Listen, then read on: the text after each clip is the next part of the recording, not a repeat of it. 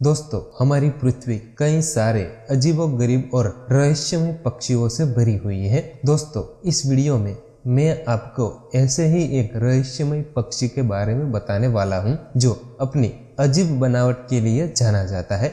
दोस्तों, इस पक्षी के चोंच पर दाढ़ी की तरह दिखने वाले रस्से बने होते हैं, जिसकी वजह से इसे बियरडेड बिलबर्ड यानी कि दाढ़ी वाले बेलबर्ड के नाम से जाना जाता है। दोस्तों, यह पक्षी कहाँ देखा जाता है जानने से पहले अगर आप हमारे भारत देश के राष्ट्रीय पक्षी मोर को प्यार करते हैं तो इस वीडियो को जरूर लाइक करें और चैनल को भी जरूर से सब्सक्राइब करें।